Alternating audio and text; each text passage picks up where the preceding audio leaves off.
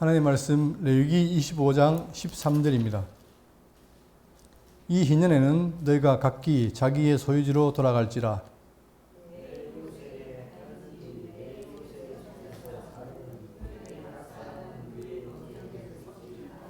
그 희년 후의 연수를 따라서 너희는 이웃에게서 살 것이요 그도 소출을 얻을 연수를 따라서 내게 팔 것인즉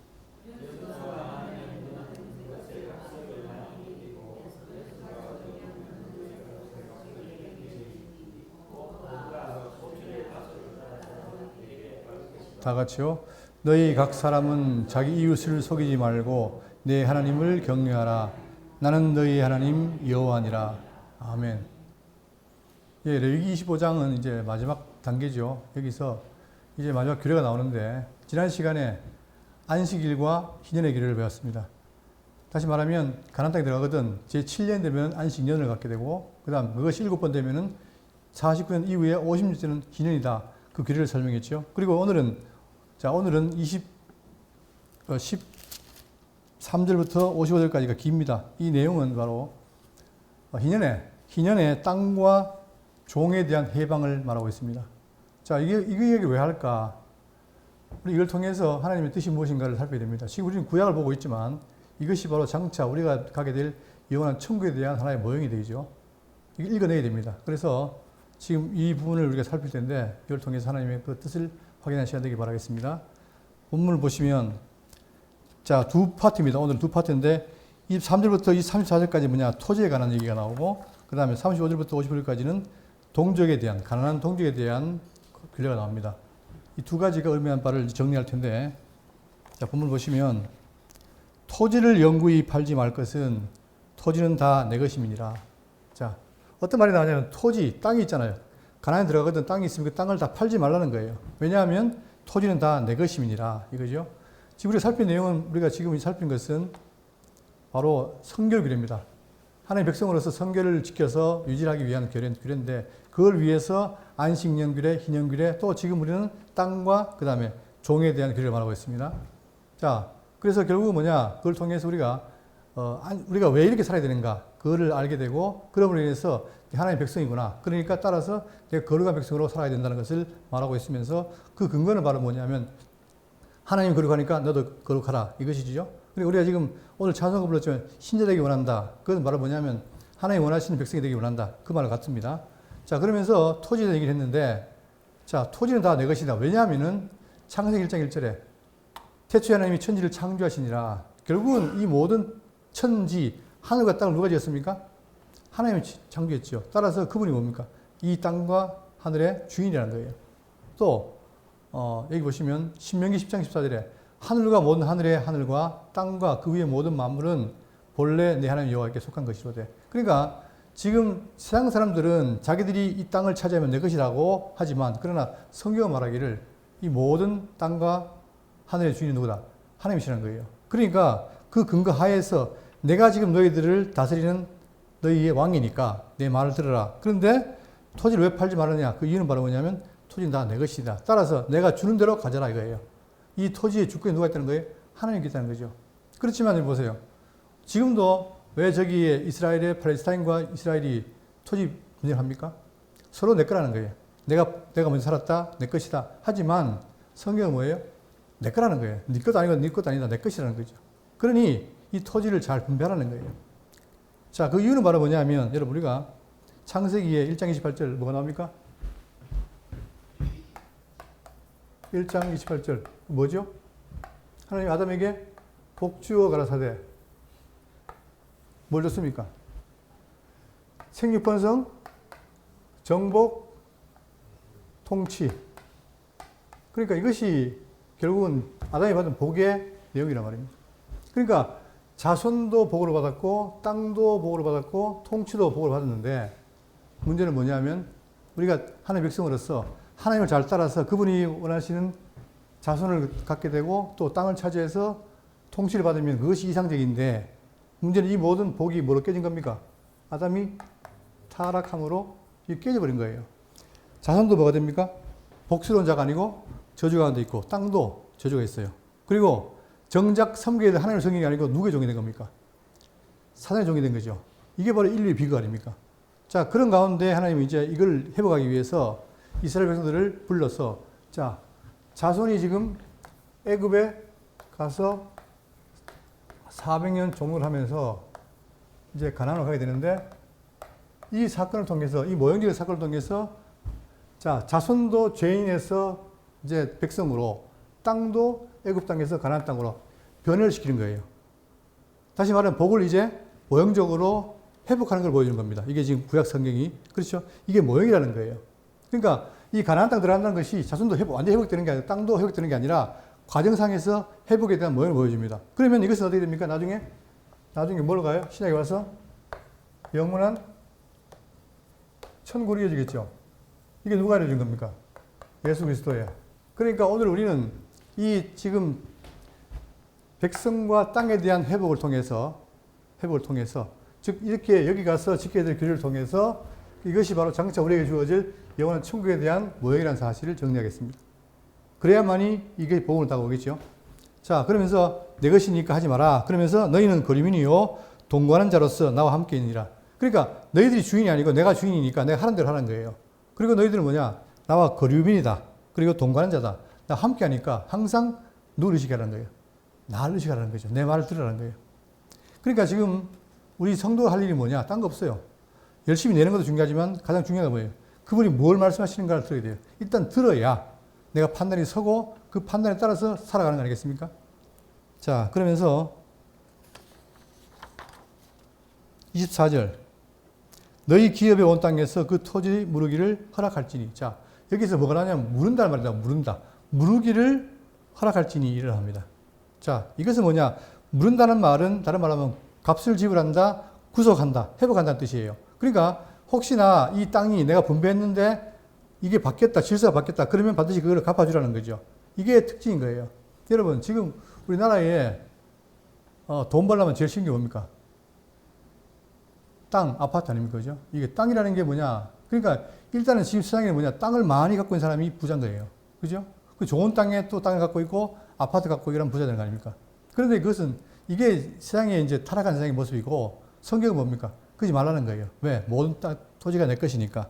자, 그러면서 무르기 허락한다는 했는데 이 무른다는 말은 우리가 룻기 보면은 룻기에 보아스 나오죠. 룻의 집안에 보아스가 있잖아요. 그 보아스가 뭐 하는 사람입니까? 자기의 시아버지 엘리멜렉의 집안에 대가 끊기니까 그 대를 이어주는 자, 즉 고엘이죠. 고엘. 이 고엘이라는 거예요. 무른다는 말이 고엘입니다.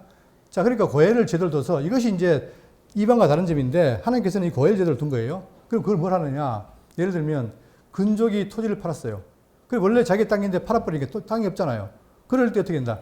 그 사람의 땅을 도로 사 주어야 된다. 그러니까 원상에 복해야 된다. 또 근족이 노예가 됐을 때 종이 됐어요. 자기가 돈이 없으니까 그럴 때 어떻게 됩니까? 돈을 지불하고 해방시켜 줘야 한다. 누가? 자기나 자기 친척이. 세 번째, 근족이 무자히 죽었을 경우에 대가 없잖아요. 그러면 어떻게 됩니까? 그 가부와 결혼하여 자녀를 낳아줘야 한다. 이래서 누가 됩니까? 이래서 바로 룻이 보아스에게서 자녀 낳죠. 그게 후일도 있죠. 자, 또 네 번째, 근족이 죽임을 당했을 경우에는 복수를 해야 되고, 그 다음 친족이 범죄를 저질 경우에 따라 친족이 죗값을 대신 치러야 된다. 이것이 다시 말하면 자기와 그 친족이 이런 경우가 있을 때 대신 갚아줘라. 이것이 이제 고엘 제도입니다. 그러니까 지금 희년이 되거든. 자, 이 땅이 누가 넘어갔다 그러면 반드시 물어주기를 허락한다는 얘기를 합니다. 그러면서 자, 근데 이 고엘 제도는 뭐냐? 장차 메시아가 와서 이 고엘 제도는 그리스도 사역을 보여주는데 예를 들면 이거예요. 예수님이 왜 독생자를 하나님 보냈는가? 그 이유는 뭡니까?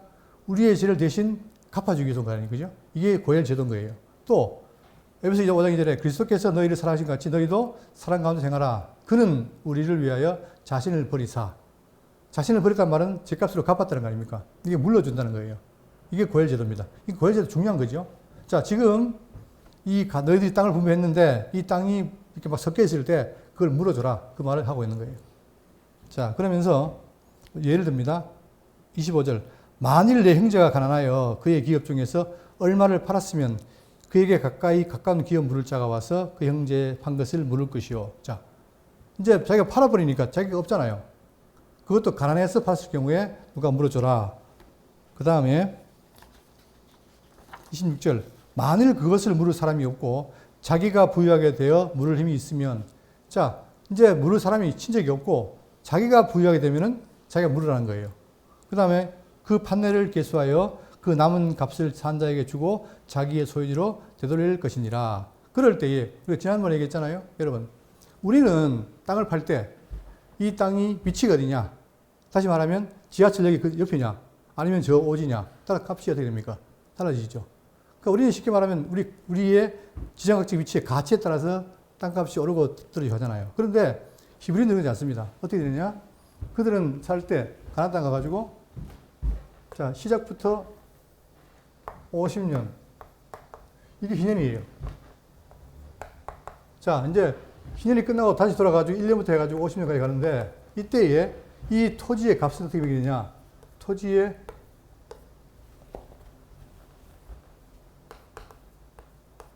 값은 어떻게 되냐면, 자, 내가 이때 팔았어요, 이때. 자, 2년에 팔았고, 또 3년에 팔았다. 그러면 이 땅 값이 비싸겠습니까? 이게 비싸겠습니까? 예? 그렇죠. 왜냐하면은, 희년이 되면은 다 돌려줘야 돼요, 원래. 그러니까 이 길이가 길수록 값이 어떻게 됩니까? 값이 높아지는 거예요. 그러니까 2년에 판 것이 3년에 판 것보다 다 값이 많단 말입니다. 그러니까 값이 다 정해진 거죠. 이게 누가 정한 거예요? 토지주신 하나님께서 정해놓은 거예요. 자, 그러니까 그 판례를 계수하여 그 남은 값을 다 산자에게 주고 자기의 소유지로 돌릴 것이니라. 그러니까 다 갚고 돌리라는 거예요. 그러나 자기가 물을 힘이 없으면 그 판 것이 희년에 이르기까지 산자의 손에 있다가 희년에 이르러 돌아올지니 그것이 곧 그의 기업으로 돌아갈 것이니라. 근데 이제 그때 못했어요. 돈이 없어서. 못했을 경우 어떻게 되냐. 결국은, 자, 이때 만약에 팔아놓은 걸 못 물으면 언제 가서 50년 가면 희년에는 자연적으로 물게 되죠. 그러니까 그때 하라는 거이고, 그 다음 29절에 성벽에 있는 성 내의 가옥을 팔았으면 판지 만 1년 만에는 물을 수 있으나 나니 곧 그 기한 내에 물으려니와 1년 안에 물으지 못하면 그 성 안의 가옥은 산자의 소유로 확정되어 대대로 영구에게 속하고 희년에라도 돌려보내지 아니할 것이니라. 이게 다르잖아요. 왜 그러냐? 차이는 뭐냐면 어디 있습니까? 성벽 있는 성 내의 가옥이에요. 여러분, 대구도 제가 동천에 살았는데 동천에 아현교 있죠? 아현교가 뭡니까? 그게 성벽이에요. 그게 시내의 본성이고, 그 아현교 그 동천 다리 그 금호강 건너면 어떻게 됩니까? 그건 외곽지인 거예요. 다시 말하면 옛날에는 뭐냐? 이 성곽 내에는 누가 삽니까? 부자가 살아요. 근데 없고 가는 사람들은 또 어떻게 해요? 다 성 밖에 살죠. 옛날 한양도 마찬가지입니다. 그랬는데 지금 왜 이렇게 말하느냐 하면은 이 토지에 대한 얘기는 지금 가난한 자에 대한 얘기입니다. 근데 지금 성 내에는 뭐예요? 다 부자가 살잖아요. 그러니까 부자 사는 것은 그러지 말라는 거예요. 그러면서, 자, 그러나 23절대로 그러나 성벽이 둘리지 아니한 촌락의 가옥은 나라의 전투와 같이 물려 주기도 할 것이요 희년에 돌려보내기도 할 것이니라. 그러니까 철저하게 가난한 자들에게 있어가지고는 아주 평등하게 해라, 공평해라, 그 말을 하고 있습니다. 왜 그러느냐? 이걸 통해서 뭐예요? 하나님 백성과 이방도의 차이를 두는 거예요. 이방인들은 어떻게 됩니까? 어쨌든 간에 땅을 긁어 모아야 뭐가 돼요? 부자가 되잖아요. 그죠? 그러나 하나님 백성이 그러지 말라는 거예요. 이 땅의 주인이 하나님이니까 너희들이 공평하게 해라. 그 말이죠. 자, 그리고 32절에 자, 레위 족속의 성읍고 그들의 소유의 성읍의 가옥은 레위 사람이 언제든지 물을 수 있으나 만일 레위 사람이 물으지 아니하면 그의 소유 성읍의 판 가옥은 희년에 돌려보낼지니 이는 레위 사람의 성읍의 가옥은 이스라엘 자손 중에서 받은 그들의 기업이 됩니다. 그러니까 그 중에서 12지파 가운데 유일하게 뭡니까? 레위 지파는 뭐가 없어요? 기업이 없습니다. 그러나 그들은 뭐예요? 지파마다 할당된 양이 있죠. 그러니까 그걸 물으라는 거예요. 자, 그러나 그들의 성읍 주위에 있는 들판은 그들의 영원한 소유주인이 팔지 못할지니라. 왜 그러냐면은, 자, 레위 족속은 기업이 없기 때문에 누가 기업이 돼요? 친히 하나님께서 뭐가 됩니까? 그들의 기업이 돼요. 그래서 민수기 18장 21절에 보시면, 자, 파란 부분, 내가 이스라엘 자손 중에 내 분깃이요 내 기업이니라. 내가 이스라엘의 11조를 레위 자손에게 기업으로 다 주어서 그들이 하는 일, 곧 해마게 사는 일을 감나니. 그러니까 하나님의 기업이니까 별도로 그들에게 뭡니까? 정해진 게 있다는 얘기예요. 그러니까 그들은 영원한 소유지니까 팔지 못한다. 그렇게 말한 다음에 이것이 이제 지금까지 내용이 바로 뭐냐? 희년의 토지에 대한 규례였습니다. 자, 그러면 뭐예요? 반드시 그 토지는 어떻게 가난한 사람 준 것은 물러준 죄를 통해서 항상 유지되도록 해라. 혹시 못하면 어떻게 됩니까? 신년에 돌려줘라. 이거죠. 다음 35절입니다. 자, 그 이하는 뭐냐? 이제는 가난한 자들에 대한 얘기인데, 사람에 대한 얘기인데, 35절입니다. 내 형제가 가난하게 되어 빈손으로 내 곁에 있거든.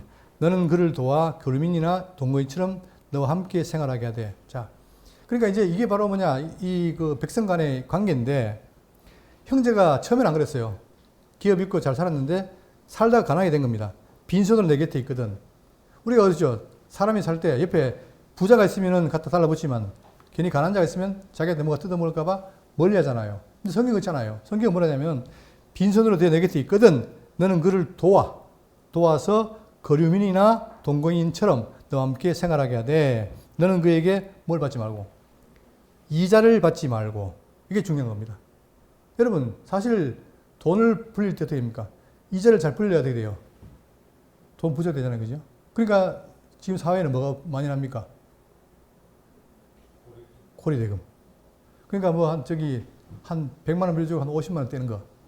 이 말도 안 되는 게 벌어지는 거 아니에요. 그래야 뭐예요? 세상에서는 뭐가 됩니까? 남의 돈을 착취해야 부자가 되는데, 중요한 건 뭐냐? 하나님께서는 이스라엘 백성들에게, 가난한 자들에게 어떻게 되나? 그를 도와주되 이자를 받지 말고. 이게 핵심인 거예요. 자, 여기에 대해서 성경은 계속해서 말하고 있는데, 예를 들어서 10편, 15편 5절입니다. 이자를 받으려고 돈을 구워주지 아니하며. 그죠? 이걸 얘기해요. 그러니까 이자라는 것이 뭐냐? 결국은 그 사람의 심리를 이용해서 남을 착취하는 거잖아요. 하지 말라는 거예요. 또 에스겔 18장 8절에 별일을 구하여 꾸짖어주지 말아니하며 이자를 받지 아니하며. 왜냐하면 이것이 결국 뭐냐? 백성 사이의 관계를 틀어놓잖아요. 그러니까 하지 말라는 거예요. 자, 그러면서 왜 그럼 그렇게 해야 되느냐? 38절에 항상 하는 말이죠. 나는 너희 하나님이 되며 또 가나안 땅을 너희에게 주려고 애굽 땅에서 너를 인도해 낸 너희 하나님이 여호와니라. 내가 왜 너희를 애굽 땅에 인도해 내느냐? 그 이유가 뭡니까? 뭐 하려고? 자, 종되었던 자를 뭐 하려고 했죠? 자유하게 하려고. 자, 자유하게 하려고 불러낸 거예요. 그런 내가 누구라? 여호와라는 거예요. 그런데 자유롭게 해놨더니 너들끼리 이자 받고 하느냐? 돼요, 안 돼요? 안 되는 거죠. 예? 예수님이 우리를 사랑해서 성도를 불러 모았는데 너들끼리 치고받고 싸우느냐? 똑같은 얘기예요. 안 된다는 거예요. 그러니까 이자를 취하지 말고 도와주라는 겁니다. 어떻게? 그냥. 자, 그러기 위해서 지금 여호와의 이름을 소개하고 있습니다. 그러니까 우리가 여호와라는 말을 그냥 그 형식적으로 봐서는 안 돼요. 그만큼 내가 너희를 사랑했다. 그걸 표현하는 거죠. 자, 그리고 39절에 너와 함께 있는 내 형제가 가난하게 되어 내게 몸이 팔리거든. 너는 그를 종으로 부리지 말고. 자, 우리도 옛날에 뭐가 있습니까? 종이 있잖아요. 그 종은 뭐 주인이 뭡니까? 완전히 소유물이 되는 거예요. 그러니까 완전히 내게 되는 거죠. 그러니까 쉽게 말하면 종을 죽여도 죄가 돼야 안 돼요. 안 될 정도입니다. 자, 그런데 똑같이 너와 함께 있는 내 형제가 가난하게 되어, 내 형제가 가난하게 되어 내게 몸이 팔리거든. 너는 그를 종으로 부려라? 부리지 말고. 부리지 말라는 거죠. 부리지 말라는 거예요. 왜? 같은 형제라는 거예요. 품꾼이나 동거인과 같이 함께 있게 하여 희년까지 너를 섬기게 해라. 단지 너를 섬기게 해라. 이 말입니다. 종으로 학대하지 말고 착취하지 말고 섬기도록 해라. 같이 살면서. 이게 중요한 거죠. 그러니까 우리가 교회 내에서도 마찬가지입니다. 성도끼리 관계에 있어가지고 부자도 있고 가난자가 있습니다. 그랬을 때에 같이 동거하는 거지 내가 성도인데 가난하다고 해서 종이 되면 안 돼요. 근데 교회 안에 그런 게 많습니다. 아예 있는 사람은 없는 사람을 우습게 여기고 그런 게 많잖아요. 그게 결국은 교회를 가라는 거죠. 자, 그러지 말라는 거예요. 그때에는 그와 그의 자녀와 함께 내게서 떠나 그의 가족과 그의 조상의 기업으로 돌아가게 해라. 자, 희년까지 섬기게 한 다음에 돌아가게 해라 이 말이에요. 그들은 내가 애굽 땅에서 인도하여 낸 내 종들이니 종으로 팔지 말 것이라. 또 종된 자를 다시 팔지 말라는 거예요. 그만큼 아주 같은 백성이니까 인격적으로 대해라. 또 너는 그를 엄하게 부리지 말고 내 하나님을 경외하라. 사람은 심리가 뭡니까? 내 종이면 어떻게 돼요? 내 마음대로 하려고 그래요. 그렇죠? 그런 심리가 있잖아요. 그러나 그게 내 욕심적으로 그렇게 하더라도 하나님을 생각하면 그러지 말라는 거예요. 이게 결국 말하면 뭐냐? 믿는 자의 태도입니다. 우리가 믿는다 그래놓고 사랑한다 말하면서 실제 안 하는데 결국 하나님 의식한다면 어떻게 해요? 그런 삶을 살아야 되는 거죠. 또 44절 내 종은 남녀를 막론하고 내 사방 이방의 중에서 취할지니 남녀 종은 이런 자 중에서 사올 것이며 또 너희 중에 거류하는 동거인들의 자녀 중에서도 너희가 사올 수 있고 또 그들이 너희와 함께 있어서 너희 땅에서 가정을 이루는 자들 중에서도 그리할 수 있은즉 그들이 너희 소유가 될지니라. 너희는 그들을 너희 후손에게 기업으로 주어 소유가 될 것이다. 이방인 중에서는 너희가 영원한 종을 삼으려니와 너희 종족 이스라엘 자손은 너희가 피차 엄하게 부리지 말지니라. 그러니까 지금 이방인에게는 가능하지만 동족에게는 뭐예요? 그러지 말라는 얘기를 하고 있습니다. 왜? 같은 하나님의 백성이니까. 그 다음에 세 번째, 만일 너와 함께 있는 거류민이나 동거인은 부유하게 되고 그와 함께 있는 내 형제는 가난하게 되므로 그가 너와 함께 있는 거류민이나 동거인 또는 거류민의 가족의 후손에게 팔리면 그가 팔린 후에 그에게는 속량받을 권리가 있나니 그의 형제 중 하나가 그를 속량하거나. 그러니까 살다가 보면 되게 가난해질 수도 있고 팔릴 수도 있잖아요. 그럴 때 어떻게 해라? 그거를 그대로 쓰지 말고 그대로 어떻게 해요? 피할 길 두라는 얘기예요. 또는 그의 삼촌이나 그의 삼촌의 아들이 그를 속량하거나 그의 가족 중 그의 살부치 중에서 그를 속량할 것이요. 그가 부유하게 되면 스스로 속량하되 자기 몸이 팔린 해로부터 희년까지를 그 산자와 계산하여 그 연수를 따라서 그 몸의 값을 정할 때에 그 사람을 섬긴 날을 그 사람에게 고용한 대로 여길 것이라. 아까 얘기했잖아요. 토지도 마찬가지로 토지도 희년 때까지의 거래를 두고 하는 것처럼 종을 판 것도 뭡니까? 이걸 계산해서 그렇게 하라는 얘기예요.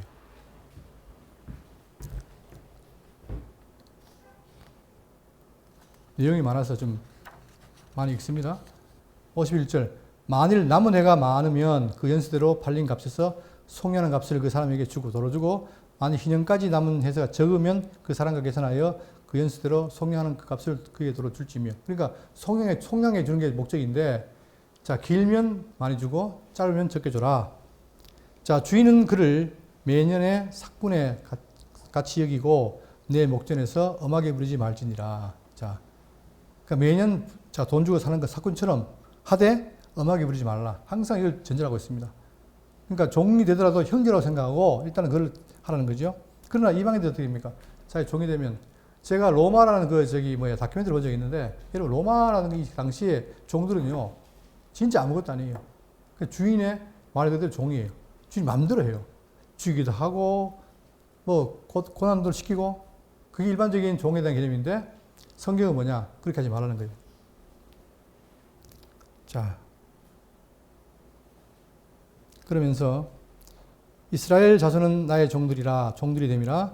그들은 내가 애굽 땅에서 인도하여낸 내 종이요 나는 너희 하나님 여호와니라. 이렇게 해서 바로 여호와를 강조하면서 결국은 너희들이 지금 내 백성이다. 그러니까 땅도 그렇고 사람도 그렇고 다 어떻게 돼요? 물어주고 해라 이거죠. 자, 그러면서 전제가 있습니다. 희년까지 너를 섬기게 하라 입니다. 그러니까 희년까지라는 정의가 있죠. 그러니까 지금 여기서 원래 같이 시작했는데 땅을 팔아서 가난하게 되거나 또는 사람이 가난해서 종이 돼요. 그랬을 때에 희년 때까지가 정해진 게 아닙니다. 이때는 다 풀어줘야 되니까 그때까지 있을 때 가능하면 그들의 모든 걸 풀어줘라. 토지도 사람도 종을 물어줘라. 안 될 경우에는 희년 때까지 해라 이 말입니다. 그에 대해서 말하기를 자 신명기 15장 11절입니다. 땅에는 언제든지 가난한 자가 그치지 아니하겠으므로 내가 내게 명령하이르노니 너는 반드시 내 땅 안에 내 형제 중 곤란한 자와 궁핍한 자에게 내 손을 펼지니라. 그러니까 이게 저거죠. 이게 정말 인류애죠, 인류애. 왜? 다 하나님 사랑받는 백성이니까 어떻게 되냐? 반드시 내 땅 안에 있는 형제 중 곤란한 자와 궁핍한 자에게 내 손을 펼지니라. 여러분 이것도 그래요. 지금 현재 우리나라도 정치권에 있어가지고 이런 부분을 도용합니다. 그러니까 한쪽에서는 왜 이거 돈을 풀어서 갚아주자. 한쪽은 안 된다. 이 싸우잖아요. 어떤 게 가까운지 생각이 와야 됩니다. 그러니까 성경은 뭐냐면은 자 같은 땅 안에 있는 사람들이 어떻게 해요? 손을 펴라. 그래서 도와줘라 이거입니다. 그러니까 지금 보세요. 이번에 이 정부에서 뭡니까? 민생지원금 이런 게 푼 게 뭐냐? 이런 제도로 나온 거예요. 이것이 결국은 푼다는 것이 나라의 돈을 버리는 게 아니라 백성을 살리는 일이라는 거 아닙니까? 이런 게 다 나온 게 뭐냐? 이 성경이라는 제도를 따라간 거예요. 근데 사람들은 뭡니까? 있는 사람들은 그걸 욕을 하죠. 왜? 나라 망한다. 안 망합니다. 우리나라 돈 많습니다. 그러니까 이런 것들이 바로 뭐냐, 성경이 하는 원리가 일반적인 적용되는 게 중요한데 세상이 워낙 악하다 보니까 그거를 말 못하는 거예요. 그러면서 자, 그를 놓아 자유하게 할 때에는 빈손으로 가게 하지 말고, 자유했는데 없잖아요. 그러니까 보낼 때 어떻게 되나? 빈손으로 가게 하지 말고 내 무리 양무리 중에서와 타작 마당에서와 포도틀에서 그에게 후히 줄지니, 쉽게 말하면 살 자금을 주라는 거예요. 줄지니 내 하나님 여호와께서 내게 복을 준 대로 그에게 줄지니라. 네가 복 받다면 복을 나누는 것이 중요하다. 함께 줘라. 그렇게 말하고 있습니다. 이게 하나님의 백성에 대한 사랑의 표현이죠. 그죠? 자, 그러면 이제 우리가 아까 얘기했죠. 지금 이 자손과 땅에 대한 얘기가 되고 있는데 결국은 이 희년의 그림을 뭐냐면 희년이 되면 어떻게 되느냐. 그때에 너희들이 가나안에 들어가거든. 이방에 있는 사람도 달리 너희는 하는 백성이니까 토지도 물어주고 그 다음에 백성이 종된 것도 갚아줘라. 그죠? 그러나 못 갚으면 희년이 되면 그때는 반드시 돌려보내라. 이런 규례를 막았습니다. 이게 바로 뭐냐? 이방과 다른 거예요. 하나님 백성만 갖고 있는 거 아닙니까? 이걸 왜 했을까? 결국은 뭐예요? 우리가 이제 이걸 전체로 보시면 예수님 오시기 전까지 자, 이거는 구약의 모형인데 결국은 아담이 타락함으로 인해서 자, 모든 땅이 저주가 되어 있습니다. 그리고 사람도 저주에 갇혀 있습니다. 그렇다면 이 땅과 사람을 어떻게 회복해야 어떻게 됩니까? 뭐가 돌아오는 거예요? 뭐가 회복되는 거예요? 복이 회복되는 거 아닙니까? 그죠? 그러니까 예수님이 뭐라 했습니까? 자기를 소개할 때 심령이 가난한 자는 뭐가 있느니? 복이 있나니 하면서 당신이 뭡니까? 시편 기자가 말한 것처럼 복 있는 사람은 했잖아요. 그죠? 그때 복 있는 자가 누구라는 거예요? 메시아라는 거예요. 그 메시아가 와서 뭐냐? 이 모든 것을 이룬다는 거예요. 이걸. 자, 그러면 지금 자, 땅에 있는 저주도 거쳐야 되고 사람에게 있는 저주도 거쳐야만 해도 됩니까? 거쳐야만 회복되겠죠. 여기에 대해서 성경은 침묵하지 않고 있습니다. 자, 여기 한번 보세요. 자, 이제 정리를 하면은 자, 구약에서 희년에 이르러 가지고는 자, 자유한다. 이 말이 왜 중요하냐면은 여기 보세요. 마태복음 24장 34절에 그때 자, 정한 때가 있습니다. 그게 언제입니까? 그게 언제냐면 마지막에 천국 되기 전에 예수님이 재림한 다음에 그 다음에 뭐가 있죠? 심판이 있어요. 심판. 백보자 심판. 이 심판 때에 다 불러 모읍니다. 자, 그럴 때 심판하는 임금이 오른편에 있는 자들에게 이르시되 내 아버지께 복받을 자들이여. 왼편에 뭐가 있습니까? 염소가 있죠. 그들은 저주받을 자예요. 오른쪽에는 복받은 자가 있어요. 나와 창세로부터 너희를 위하여 예비된 나라를 어떻게 해라? 상속하라는 거예요. 뭘 상속해요? 예비된 나라, 땅이죠. 또 백성이죠. 그런데 어떤 자들이에요 지금? 복받을 자들이에요. 복받을 자. 쉽게 말하면 이제 저주에서 거쳐가지고 그리스도로 말미암아 복이 회복되는 거예요. 자, 거기에 대해서 사도행전 3장 19절에 그러므로 너희가 회개하고 돌이켜 너희 죄 없이 함을 받으라. 자, 저주를 걷는 방법이 뭡니까? 죄 사함인데 누가 했어요? 메시아가 우리 죄를 사했잖아요. 그래서 이같이 하면 새롭게 되는 날이 주 앞으로부터 이를 것이요. 우리는 뭐냐? 과거에 저주 안에 있었지만 이제 메시아라 말미암아 우리 사람들이 뭐가 된 겁니까? 회복된 거예요. 복을 회복한 거예요. 그래서 우리가 뭐가 됩니까? 그리스도 아닌 자들은 뭐가 돼요? 복받은 자들이 되는 거예요. 여러분과 제가 뭐 있습니까? 지금 예수를 바로 믿는다면 우리가 뭐예요? 복 있는 자라는 얘기예요. 그죠? 그래서 자, 그래서 우리에게 새롭게 된 날이 주 앞에 이를 것이요. 또 주께서 너희를 위하여 예정하신 그리스도 곧 예수를 보내시리니 언제 보냅니까? 이때. 초림이 아니라 재림 때 보내가지고 보내시니 하나님이 영원 전부터 거룩한 자 입을 통하여 말씀하신 바 만물을 회복하실 때까지는 하늘이 마땅히 그를 받으리라 해서 바로 메시아가 이루신다. 거기에 대한 성취라는 얘기입니다. 그러면 이걸 정리하면 자 보세요. 땅 회복의 성취입니다. 자, 여기에 대해서 시제가 이걸 설명합니다. 로마서 8장 14절에 무릇 하나님의 영으로 인도함을 받은 사람은 곧 하나님의 아들이라. 우리가 누굽니까? 과거에 타락한 사단의 종이 되어서 누구의 아들이었습니까? 로마서 8장에 우리는 뭐예요? 거짓의 아비의 자녀예요. 우리 날 때부터 뭡니까? 사단의 자녀였어요. 그런데 우리가 그리스도로 말미암아 하나님 영의 인도를 받으니까 뭐가 됩니까? 왜 이렇게 긴장하실까? 우리가 뭐가 됐어요? 성령이 와서 함께 하니까 성령이 됐고 내가 뭐가 됐어요? 하나님의 아들이 된 거예요, 이제. 그러니까 사단의 아들에서 하나님의 아들로 옮긴 거예요. 그죠? 자, 너희는 다시 무수한 종의 영을 받지 아니하고 양자의 영을 받았으므로 우리가 아빠 아버지라 부르짖느니라. 여러분과 제가 뭐가 돼요? 하나님의 백성으로 바뀐 거예요. 성령이 친히 우리의 영과 더불어 우리가 하나님의 자녀인 것을 증언하시나니 자녀이면 또한 상속자. 뭐라고요? 상속자. 그럼 상속받는 게 뭡니까? 뭘 받아요? 땅. 영원한 천국 땅을 받는 거예요. 예? 우리가 뭐가 됐어요? 하나님의 상속자가 된 거예요. 그러니까 이때의 복이 타락으로 이루어졌는데 이제 메시아로 말미암아 우리가 받는 게 뭐예요? 천국의 땅을 뭘 받습니까? 기업을 받는 상속자가 된 거예요. 누가? 여러분과 제가 그리스도 안에서 그게 회복되는 거예요. 그러니까 지금 보세요. 우리는 여러분 천국 가고 싶습니까? 당연하죠. 왜? 이게 살 땅이니까. 이걸 통해서 우리가 보여주는 거예요. 그러니까 희년을 통해서 땅을 회복한다는 말은 뭐냐? 장차 우리 하여금 예수를 통해서 회복된 영원한 천국에 들어가는 것을 보여준다는 사실입니다.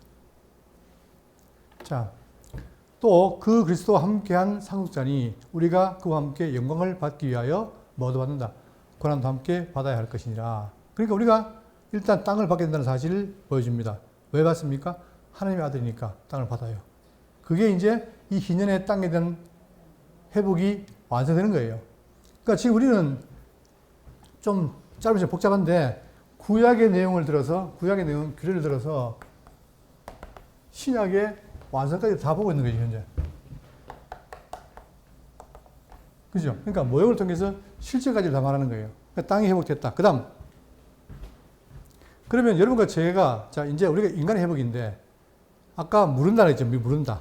물은다 말이 뭐예요? 구속한다, 갚아준다 아닙니까? 근데 지금 우리가 어떻게 되느냐? 마태복음 18장 23절에. 그러므로 천국은 그 종들과 결산을 하던 어떤 임금과 같으니, 자, 종과 임금이 결산을 해요. 하는데, 결산할 때 보니까 어떤 자가 10,000달란트를 빚졌어요. 그러면 이 빚 때문에 어떻게 됩니까? 늘 시달리잖아요. 그죠? 그런데 어떻게 있습니까? 갚을 것이 없어요. 없어요. 지금 현대는 뭐가 있습니까? 현대는 파산제도가 있잖아요. 어쨌든 간에 이제 그런 게 있는데, 자, 지금은 이 종은 갚을 게 없는 거예요. 주인이 명하여 그 몸과 아내와 자기들과 모든 소유를 다 팔아 갚게 하라 하니 그 종이 엎드려 절하며 이르되 내게 참으소서 다 갚으리다 하거늘. 말은 했지만 실제로 없는 거예요. 그럴 때 뭐합니까? 그 종의 주인이 불쌍히 여겨 놓아 보내며 그 빚을 어떻게 했다? 탕감하여 주었더니 아까 뭡니까? 종의 모든 것을 다 갚아줘라 하는 얘기죠. 그것처럼 우리의 모든 짐을 갚아주는 것이 제도로 있었는데 실제로 메시아가 와서 어떻게 됩니까? 여러분과 제 죄를 갚은 거예요. 어떻게? 10,000달란트. 도저히 갚을 수 없는 그런 빚을 누가? 그리스도가 탕감해 준 거예요. 다시 말하면 이 희년제도의 그 모든 종에 대한 갚음을 메시아가 이루신 거예요. 왜 이뤘습니까? 왜 이뤘죠? 그걸 다 갚아서 어떻게 하려고?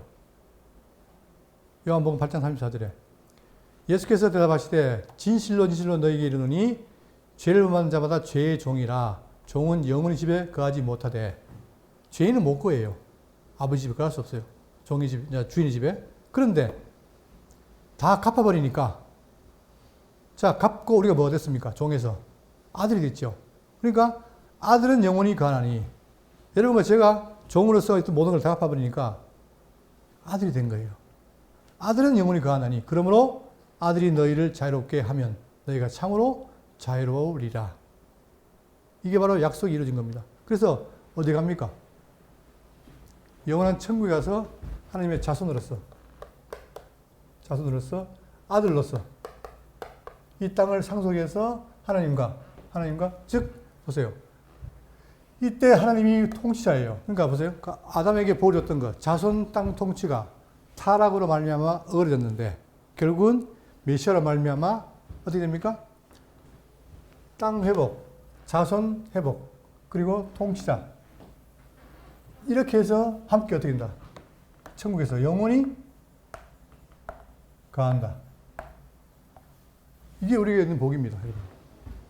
그런데 이 복이 누구를 통해 이루어져요? 누구를 통해서? 메시아. 그 메시아를 버리면 아무 복이 없어요. 그러니까 오전에 히브리서에서 왜 자꾸 예수를 믿고 더 나아가야 되냐? 이유가 없어요. 그게 실체이기 때문에. 그죠? 그러니까 지금 구약의 레위기를 보고 있지만 레위기 규례가 우리가 신약적으로 읽어야, 복음을 읽어야 돼요. 읽어야만이 우리가 의미가 있습니다. 그러니까 지금 우리는 뭐냐? 이 복을 향해서 나가는 광야 생활을 나그네인 거예요. 나그네. 그 나그네는 어떻게 되느냐? 항상 우리 인도하시는 그분, 하나님을 바라보면서 그분이 뜻이 무엇일까?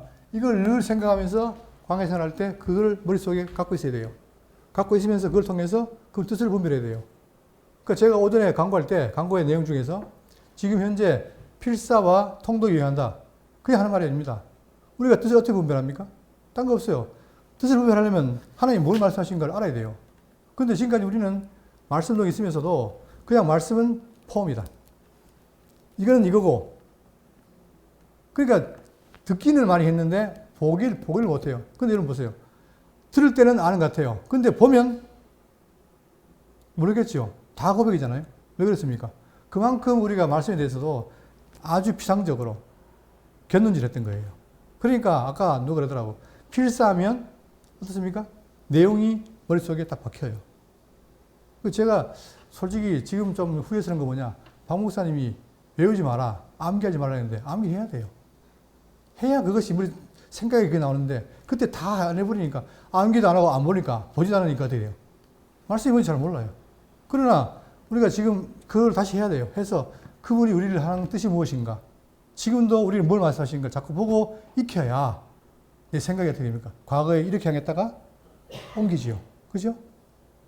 이렇게 향하던 것을 어디로? 하나님의 말씀으로 옮기잖아요. 그러면 내 삶의 태도가 바뀝니다. 그리고 더욱더 이분에 대한 이 영원한 이 천국에 거하는 것에 대한 뭐가 생겨요, 우리가? 소망이 생기죠. 여러분, 천국 가고 싶습니까? 그러면 이해합니다.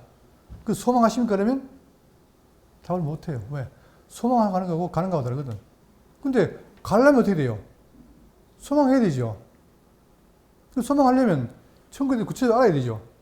이런 것들이 다 성경에 기록되어 있습니다. 그래서 제가 제 개인적인 목회 방식은 내년에, 물론 뭐 굳이 내년까지 갈 건 없지만 앞으로 서서히 우리 성도님들이 이제 카톡을 통해서라든가 말씀 나눔이라든가 이런 거 더 하겠습니다. 그러니까 수요일, 주일, 오전, 오후는 기본이고 그 외에도 말씀 나눔을 해서 점점 우리가 생각이 넓히고 하는 그런 걸 가져야 되겠다. 그런 마음을 갖고 있는데 그만큼 이 성경 말씀이 중요합니다. 진리가 우리의 길이에요. 빛이고. 그래서 바로 지금 구약을 통해서 이 복음을 깨닫고 여러분과 제가 광야 생활하면서 항상 누구를? 우리의 인도되신 예수님을 늘 의지하고 그 가운데 승리하시기를 바라겠습니다.